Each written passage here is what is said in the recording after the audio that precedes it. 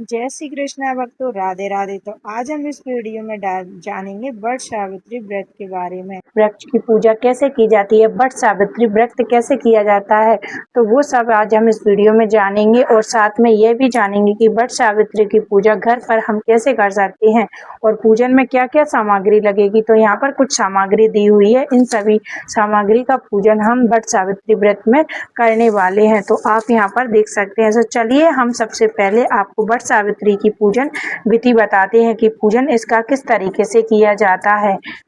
वट सावित्री व्रत शुक्रवार 15 मई 2026 को मनाया जा रहा है। कई स्थानों पर उदय तिथि के अनुसार 16 मई को पूजा की जाती है, इसलिए आप अपने स्थानीय पंचांग के अनुसार समय देख लें तो अच्छा रहेगा। वट सावित्री का व्रत, यह जो व्रत होता है वह सुहागिन महिलाएं अपनी पति की दीर्घायु और लंबी उम्र के लिए रखती हैं। साथ ही इस दिन घर पर हमें ये पकवान बनाना चाहिए। कहा जाता है इसमें अनाज के द्वारा बनाए गए विशेषकर इन पकवानों को ही चढ़ाया जाता है। कहा जाता है कि जो अनाज की चीज होती हैं उन्हीं को चढ़ाना शुभ माना जाता है। साथ ही भक्तों, पूजा का सबसे अच्छा समय सूर्योदय के बाद दोपहर तक रहेगा। वट वृक्ष की पूजा प्रातःकाल लगभग 6 बजे से 11 बजे के बीच शुभ मानी जाती है। अमावस्या तिथि 15 मई रात से 16 मई। चलिए भक्तों, अब पूजा विधि जान लेते हैं कि पूजा कैसे करें। तो सबसे पहले देखिए, हम यहाँ पर सातिया बना लेंगे। जहाँ भी आप पूजन कर रहे हैं वहाँ पर सातिया बनाएं और उस जगह को अच्छी तरीके से साफ कर लें। और सबसे पहले यहाँ पर देखिए, हम चंदन का एक सातिया बना लेंगे। और आप हल्दी से भी बना सकते हैं, अगर आपके पास हल्दी है तो आप हल्दी का भी प्रयोग कर सकते हैं। तो देखिए, इस तरीके से हम सातिया बना लेंगे। तो देखिए, सातिया हमने बना लिया है। अब यहाँ पर देखिए, इस तरीके से एक पीला वस्त्र बिछा लेंगे। अब इसके ऊपर हम पूजन करेंगे। तो सबसे पहले देखिए, हमने ये कलश लिया है मिट्टी का, इसमें थोड़े से गेहूं भर लिए हैं।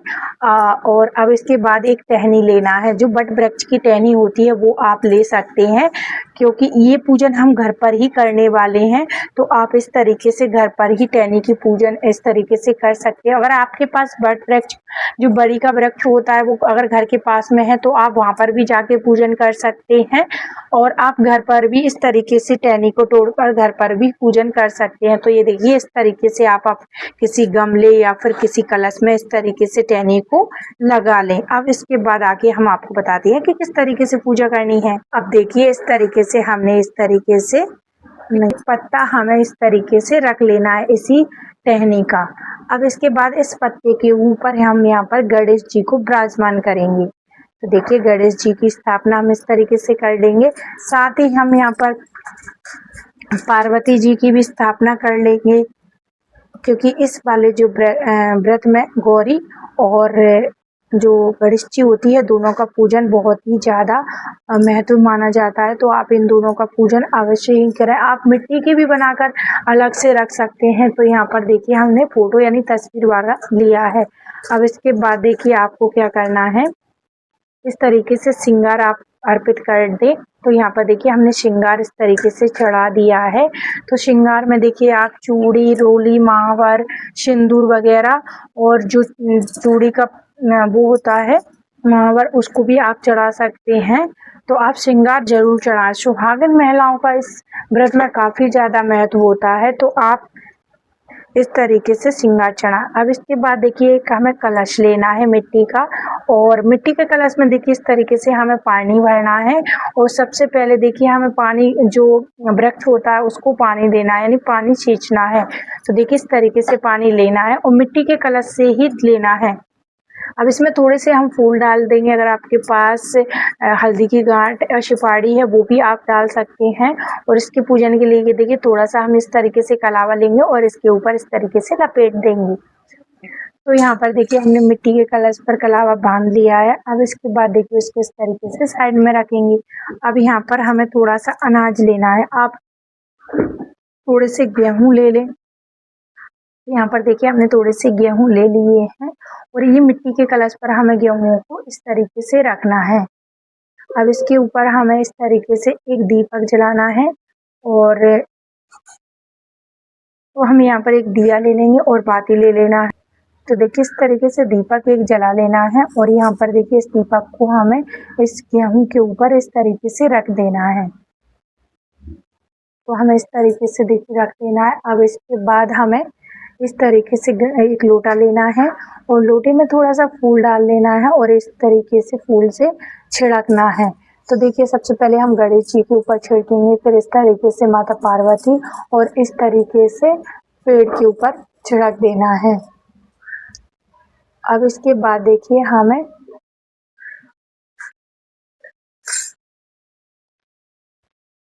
एक इस तरीके से पीस ले लेना है और पीस लेने के बाद इस तरीके से आप श्रृंगार के पास में रख दें। अगर आपके पास साड़ी है तो आप साड़ी भी रख सकते हैं, लेकिन हमने यहाँ पर पीस लिया। आप रुमाल भी ले सकती हैं, साड़ी रुमाल जो भी आपको ठीक लगे आप वो ले सकती हैं। अब इसके बाद हमें फल चढ़ाना है। तो देखिए अब इस तरीके से हम कोई सा फल लेंगे और यहाँ पर इस तरीके से फल चढ़ा देंगे। तो यहाँ पर देखिए हमने केले और इस तरीके से फलों को इस तरीके से चढ़ा दिया है। आप इस तरीके से फल चढ़ा दें।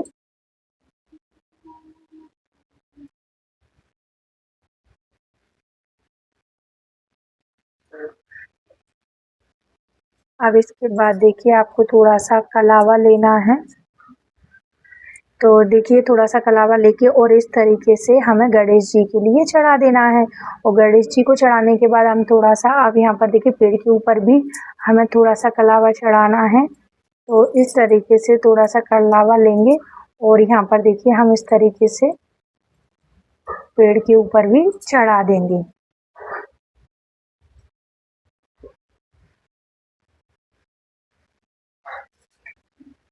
देखिए अब यहाँ पर देखिए माता पार्वती और गणेश जी को इस तरीके से इनको भी कलावा चढ़ा देना है। अब इसके बाद देखिए थोड़े से फूल ले लेंगे और फूल लेने के बाद देखिए गणेश जी को थोड़े से फूल चढ़ा देंगे। इसके बाद देखिए आपको ये थोड़े से भीगे हुए चना लेना है और ये मीठा लेना है। तो यहाँ पर देखिए मीठे में हमने ये मालपुए बनाए हुए हैं घर पर ही। आप किसी जो भी मीठा अगर आप किसी को चढ़ाएं तो वो अनाज का ही बना हुआ चढ़ाना चाहिए। तो यहाँ पर देखिए हम इस तरीके से इनको भोग लगा देंगे भगवान श्री हरि गणेश को। और ये टहनी हमने जो वृक्ष की हम पूजा कर रहे हैं वट वृक्ष की, उनको भोग लगा देंगे थोड़े से। और थोड़े से ये भीगे हुए चना आप एक दिन पहले भिगोकर इनको रख लें, इनका काफ़ी ज़्यादा महत्व होता है। तो आप इस तरीके के जो चने हैं उनको ज़रूर भिगाएं और इनको भोग लगाएं, गणेश जी को भोग लगाएं और इस तरीके से चढ़ा देना है।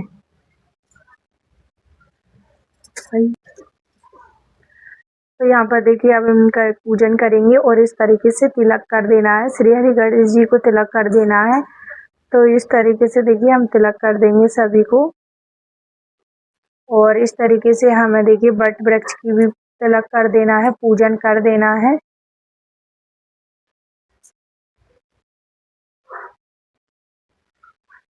और यहाँ पर दक्षिणा के स्वरूप आप किसी 10 रुपये या फिर 20 रुपये इस तरीके से चढ़ा सकती हैं। अब जो फल हमने चढ़ाए थे उनका इनको भोग लगाएं इस तरीके से श्री हरि गणेश के लिए और शंकर भगवान के लिए, माता पार्वती के लिए। तो इसमें आप श्रृंगार जरूर ही चढ़ाएं, क्योंकि ये श्रृंगार जो माता पार्वती के लिए आप चढ़ाते हैं इसका काफ़ी ज़्यादा महत्व होता है। तो यहाँ पर देखिए इन फलों का सभी का हमने इसी तरीके से ही भोग लगाना है आपको बारी बारी से।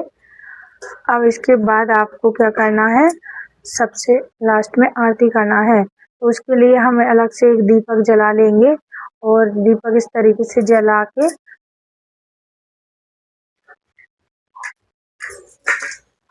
दीपक जलाने के बाद आपको आरती करना है। अब हम सभी की आरती करेंगे देखिए इस तरीके से।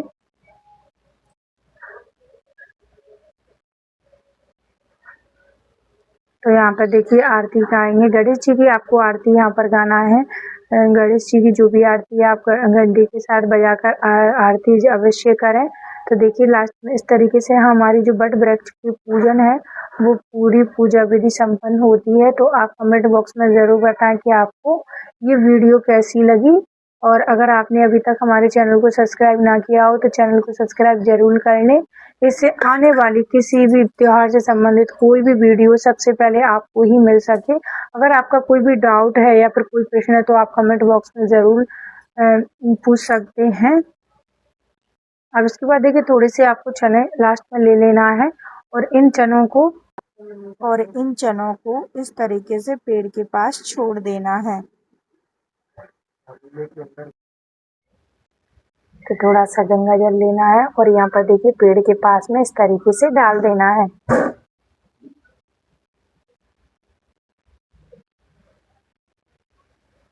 बस। तो भक्तों इस तरीके से हमारी वीडियो संपन्न होती है और यहाँ पर हम लास्ट में अर्घ दे देंगे इस तरीके से। और यहाँ पर जो भी पूजा सामग्री है उनको थोड़ा सा इस तरीके से हवा करना है बीजन की सहायता से और इस तरीके से रख देना है। तो आप कमेंट बॉक्स में ज़रूर बताएं कि आपको ये वीडियो कैसी लगी। अगर चैनल अभी तक सब्सक्राइब ना किया हो चैनल को सब्सक्राइब ज़रूर कर लें। धन्यवाद।